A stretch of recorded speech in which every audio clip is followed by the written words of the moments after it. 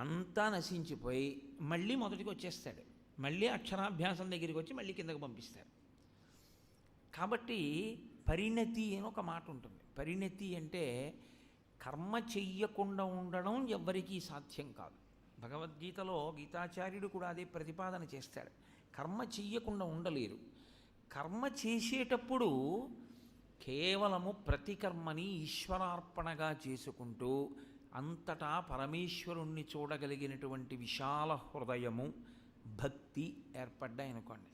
ఆ భక్తి ఏర్పడడం కూడా ఎలా ఉండాలి అంటే ప్రయత్నపూర్వకంగా తెచ్చి అంటిపెట్టుకున్నటువంటి భక్తిలా తయారు కాకూడదు.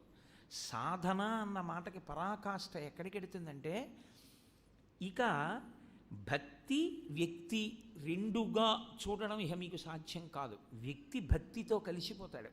వ్యక్తి భక్తి వ్యక్తిగా మారిపోతాడు, రాశీభూతమవుతాడు. నేను మీతో ఒక ఉదాహరణ చెప్పాలి అంటే, ద్రాక్ష పండు ఎటు కొరికితే తీయగా ఉంటుంది అని నన్ను అడిగారు అనుకోండి. ఎటు కొరికితే తీయగా ఉంటుందని నేను చెప్పాలి? ద్రాక్ష పండు తొక్క తీస్తే తీయగా ఉంటుందండి అని చెప్పక్కర్లేదు. అసలు ద్రాక్ష పండుని అలా పైన ఉన్నటువంటి ఆ ఉపరితలంతో ఆ తొక్కతో నోట్లో వేసుకున్నా తీయగానే ఉంటుంది. ఇప్పుడు ద్రాక్ష పండు తీపి రెండు అని వేరుగా ఏమైనా ఉన్నాయా? అసలు తీపి కానిది ద్రాక్ష పండులో ఏమైనా ఉందా? ఉండదు. ద్రాక్ష పండు అంటేనే రాశీభూతమైన మాధుర్యము అంతే. ఒక చెరుకు కర్ర అలా కాదు, మధ్యలో కణుపు ఉంటుంది, అది తీయగా ఉండదు, ఉప్పగా ఉంటుంది. కాబట్టి చెరుకు అంతా తీపే అని చెప్పడం కష్టం. ద్రాక్ష పండులో అలా కణుపు ఉండదు, ఉప్పతనం ఉండదు. ద్రాక్ష పండు అంటేనే తీపి. అంత భక్తితో చేస్తున్న కర్మాచరణమంతా భక్తితో కూడినదైపోతే అప్పుడేం చేయాలి ఈశ్వరుడు? ఆయన ఏం చేస్తాడంటే జ్ఞానం ఇస్తాడు అన్నాడు.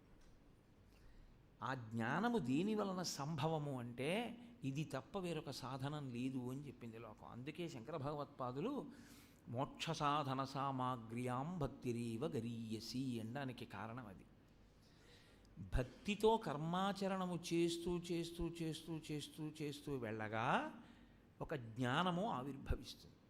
ఆ జ్ఞానము కలిగిన నాడు స్వస్వరూపము భాసిస్తుంది. అది అందిన తరువాత ఇక ఇది నేను కాదు, లోపల ఉన్నది నేను అని తెలుస్తుంది. అదే అంతటా ఉన్నది అని అంతటా ఈశ్వరుణ్ణి చూడగలిగిన స్థితి వచ్చేస్తుంది. ఆ సత్యమునందు నిలబడిపోయిన వాడెవరో వాడిక మళ్ళీ పుట్టడానికి వీల్లేదు, ఇక రాడు. కాబట్టి వాడేమవుతాడంటే ఈశ్వరుడిగా అనుభవాన్ని పొంది ఈశ్వరుడిగా ఉండిపోతాడంతే. వాడికి ఇక పునర్జన్మ లేదు. వాడు ఒక ఉపాధితో ఈ ప్రపంచంలో తిరిగేటటువంటి అవకాశము మూసుకుపోతుంది. ఇది శాశ్వతత్వము. ఈ శాశ్వతత్వము రావడానికి మనుష్యుల యొక్క కర్మలు పుణ్యం కోసం చెయ్యడం కాకుండా మనుష్యుల యొక్క కర్మ భక్తితో కూడినదై, భక్తి జ్ఞాన వైరాగ్యములు మూడు ఎలా ఆవిర్భవిస్తాయో, ఈ మూడు సమాహారమై మనిషిని ఎలా ఉద్ధరించాలో, ఇవి ఏ వరుస క్రమంలో ఏర్పడాలో అది ఏర్పడిన నాడు ఆ వ్యక్తి ఇక కిందకి వెళ్ళాడు. ఆ వ్యక్తి పైకి వెళ్ళి దేవత కాడు. ఆ వ్యక్తి ఇక మళ్ళీ తిరిగి రాడు. వాడు రాశీభూతమైన ఆనందం అయిపోతాడు. అదే శంకర భగవత్పాదుల యొక్క ప్రతిపాదన. తను తప్ప ఇంకొకటి లేని స్థితికి వెడతాడు. అంతటా ఉన్నది తానే, ఆత్మ ఒక్కటే. ఇంకొకరు ఉన్నారనుకోండి, నేనున్న చోట నేను మాట్లాడతాను. నేను ఒక్కడనే ఉన్నాడు అనుకోండి, నాతో నేనేం మాట్లాడుకుంటాను? నాతో నేను మాట్లాడుకోవడానికి ఏం ఉండదు. నాతో నేను మాట్లాడుకోవడానికి ఏమీ ఉండకపోవడం మౌనం. మాట్లాడకుండా ఉండడం మౌనం కాదు. మీరు చాలా జాగ్రత్తగా తేడాన్ని గమనించవలసి ఉంటుంది. దక్షిణామూర్తి మౌనానికి పాశ్చాత్య దేశ సంప్రదాయంలో ఎవరో చచ్చిపోతే 2 నిమిషాలు పాటించే మౌనానికి చాలా తేడా ఉంటుంది. అక్కర్లేనివి అంటించుకోవడంలో మనంత ఘనులు ఉండరు. ఆత్మకు శాంతి ఏమిటి? 2 నిమిషాలు మౌనం ఏమిటి? అర్థం లేని సిద్ధాంతం. ప్రయత్నపూర్వకంగా కాసేపు మాట్లాడకుండా ఉండడం అనేటటువంటిది దేని కొరకంటే మౌనం పాటిస్తారు వ్రతంగా మౌనం దేనికి అంటే అసలు ఒకరితో మాట్లాడవలసిన అవసరం లేకుండా అంతటా ఉన్నది తానే అన్న స్థితిలోకి వెళ్ళిపోయే ప్రయత్నం చేస్తాడు. అప్పుడు ఇక ఉన్నది తానొక్కడైనప్పుడు మాట్లాడడానికి వేరో పదార్థం లేదు కాబట్టి మౌనంగా ఉంటాడు. అంటే రాశీభూత ఆనందముగా ఉన్నాడు. ఆ పదార్థం పాదం పట్టుకుంటే మీరు అదే అవుతారు. ఆ పదార్థమే దక్షిణామూర్తి. అందుకే మౌనవ్యాఖ్యా ప్రకటిత పరబ్రహ్మతత్వం యువానం వర్షిష్టాంతే వసదృశిగనైరావృతం బ్రహ్మనిష్టై ఆచార్యేంద్రం కరకలిత చిన్ముద్రమానందరూపం స్వాత్మారామం ముదితవదనం దక్షిణామూర్తి మీడే అంటారు. అది ఆ మౌనం. అంతేగాని కాసేపు మాట్లాడకుండా ఊరుకుని మళ్ళీ మాట్లాడే మౌనం కాదా మౌనం. ఆ స్థితికి వెళ్ళిపోతాడు. ఎవరు వెళ్ళిపోతాడు అంటే పుణ్యకర్మగా చెయ్యడం వల్ల కాదు, భక్తితో కూడిన కర్మగా జీవితాన్ని మార్చుకున్నవాడెవరో, అసలు ఆయన భక్తి లేకుండా ఏ పని చెయ్యలేడు. అలా చేసిన మహానుభావులు ఉంటారు. అటువంటి వాళ్ళు ఈశ్వరుణ్ణి చేరుతారు. ఆ కాకుండా మధ్యలో ఉన్నటువంటి వాళ్ళు పునర్జన్మలలోకి ఎలా వెడుతూ ఉంటారో కూడా చూపిస్తూ ఉండాలి. ఇది మధురాతి మధురంగా చెప్పాలి. ఇది చెప్పడానికి ఇక వేరొక దృష్టాంతాల్ని, ధర్మాన్ని, అర్థాన్ని, కామాన్ని తీసుకొచ్చి చెప్పవలసిన అవసరం ఉండదు. కేవలము భక్తితో తరించవలసినటువంటి స్థితిని ఆవిష్కరించవలసి ఉంటుంది. దీని కొరకు 12 స్కంధములతో శ్రీమద్భాగవతం వచ్చింది. అందుకే భాగవతము యొక్క చిట్ట చివరి ప్రయోజనమేమి అని అడిగారు. భాగవతం వింటే నీకేం లభిస్తుంది అని అడిగారు. భాగవతం వింటే మనుష్య జన్మ యొక్క ప్రయోజనము లభిస్తుంది. ఇంకంతకన్నా ఏం కావాలి? భోజనానికి కూర్చున్నవాడు భోజనం చేయడం ప్రయోజనం, మంచం మీద పడుకున్నవాడికి నిద్ర పట్టడం ప్రయోజనం, ఆఫీస్కి వెళ్ళినవాడు బాగా పనిచేయడం ప్రయోజనం, ఆడుకోవడానికి వెళ్ళినవాడు చక్కగా సంతోషంగా ఆడుకోవడం ప్రయోజనం, ఉపన్యాసం చెప్పడానికి వచ్చినవాడు దాని మీదే దృష్టి పెట్టి మాట్లాడడం ప్రయోజనం, వినడానికి వచ్చినవాడు సెల్ ఫోన్ కట్టేసి వినడమే ప్రయోజనం కదా. అయినట్లు మనుష్య జన్మకి ప్రయోజనం మళ్ళీ జన్మ ఎత్తకుండా ఉండడం. అయినప్పుడు భాగవతం కన్నా ఈ ప్రయోజనాన్ని ఇచ్చేది ఇంకేముంది? అందుకే భాగవత శ్రవణము ఎవరు చేస్తారో వాడికి శ్రవణము చేయవలసిన అవసరము లేని స్థితికి వెళ్ళిపోతాడు. దేని గురించి శ్రవణము చేశాడో దానిగా మారిపోతాడు. అంత గొప్ప భక్తి ఆవిష్కరణము దేనివల్ల జరుగుతుంది అంటే కేవలము భాగవతము వలన మాత్రమే సాధ్యము. అందుకే మిగిలినవి ఇచ్చినంత తేలికగా వ్యాస భగవానుడు దీన్ని ఇవ్వలేదు. అందుకే భాగవతం గురించి పెద్దలు ఒక మాట చెప్తూ ఉంటారు. నిగమకల్పతరోర్గళితం ఫలం శుకముఖదామృత ద్రవ సంయుతం పిబత భాగవతం రసమాలయం ముహురహో రసికా భువి భౌకాహ. భాగవతం వినేటప్పుడు 2 స్థాయిలు ఉంటాయి. మొదటి స్థాయి ఏది అంటే భాగవతమునందు ప్రతిపాదింపబడినటువంటి విషయములలో అంతర్లీనముగా ఉన్నటువంటి ఉపనిషత్ రహస్యములు. ఉపనిషత్తులన్నీ జ్ఞానకాండ కాబట్టి ఉపనిషద్ రహస్యములన్నీ కూడా భాగవతమునందు ప్రకాశిస్తూ ఉంటాయి. కాబట్టి ఇప్పుడు దాన్ని ఆ స్థాయిలో అర్థం చేసుకోగలిగినటువంటి స్థితి. అలా అర్థం చేసుకోగలిగితే వాడు ధన్యుడు. అలా అర్థమైతే వాడు ధన్యాత్ముడు. అలా అర్థం కాలేదు, ఏం బెంగపెట్టుకోక్కర్లేదని చెప్పారు. ఇది ఇలా జరుగుతుందా అని తెలివి తక్కువ ప్రశ్న ఒకటి వెయ్యకు. ఎందుచేత అంటే నువ్వు చూసినవన్నీ నిజాలు అని జీవితంలో మాట్లాడకు. నువ్వు చూసినవే నిజము అని అనవలసి వస్తే నేను ఈశ్వరుణ్ణి చూడలేదు కాబట్టి ఈశ్వరుడు లేడు అంటావేమో. అలా అయితే భూమి తిరగడం కూడా నువ్వు చూడలేదు. భూమి తిరగడం నువ్వు చూసావా? చూడలేదుగా. సూర్యోదయం అయింది, సూర్యాస్తమయం అయింది అని నువ్వు అంటున్నావు, కానీ అసలు సూర్యుడు అస్తమించలేదు. భూమి సూర్యుడికి వేరొక వేపుకి వెళ్ళింది కాబట్టి చీకటి పడింది. అంతేకాని సూర్యుడు అస్తమించలేదు, సూర్యుడు ఉదయించలేదు. కానీ నువ్వు సూర్యోదయం సూర్యాస్తమయం అన్నవ అబద్ధం. నువ్వు భూమి తిరగట్లేదన్నదే నీకు అనుభవంలోకి అందుతోంది.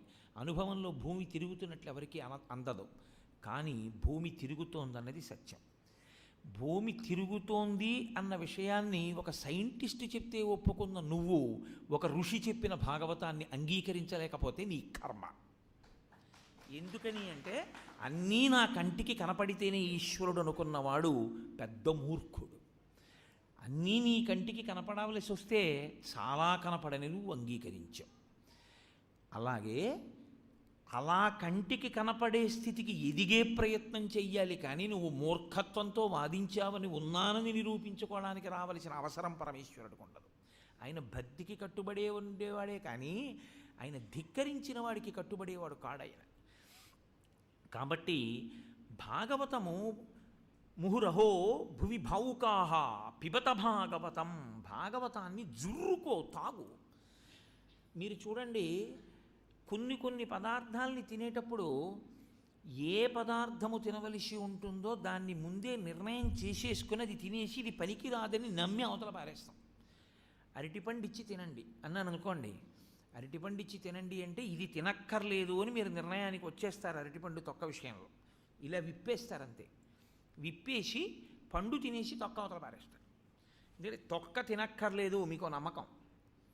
నేను మా వైపు ఉంటాయి కొత్తపల్లి కొబ్బరి అని మామిడి పళ్ళు, ఆ మామిడి పండు ఇచ్చి తినండి అన్నాను అనుకోండి, ఎంత ప్రాజ్ఞుడవనివ్వండి, వాళ్ళు చూస్తున్నారు వీళ్ళు చూస్తున్నారని కూడా నిగ్రహించుకోలేడు.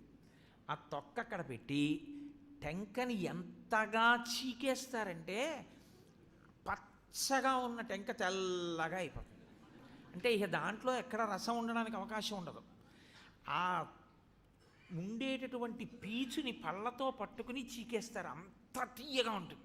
అంటే వివరణం అయిపోవాలి, అది తెల్లగా అయిపోయి ఇక ఏం లేదు అక్కడ జుర్రుకోవడానికి. అప్పుడు వదిలేస్తాడు. తొక్కని అంతే శక్తి కొలది పిండేసి మరీ చీకేస్తాడు. అంతలా ఎందుకు చీకేసావు నువ్వు అంటే దాన్ని ఎటువైపు నుంచి అలా తాగుతున్నా ఆ తీపి అలా ఉంటుంది. భాగవతాన్ని జుర్రుకో, జుర్రుకో అన్న మాటకు అర్థం నువ్వు ఎటువైపు నుంచి తాగినా అలా తాగగలిగినటువంటి రసికుడవు కా. అంత భక్తితో ఇది సాక్షాత్ వ్యాస భగవానుడిచ్చింది. పైగా దానికి ఉన్నటువంటి గొప్పతనం శుకముఖదామృత ద్రవ సంయుతం. అసలే మిగలముగ్గిన పండు, దాన్ని చిలక కొట్టింది. ఇప్పుడు అది బాగా పండిందని గుర్తు ఏంటంటే చిలక కొట్టిందండి అంటాడు. అలా అసలే వ్యాసప్రోక్తమైనటువంటి భాగవతం.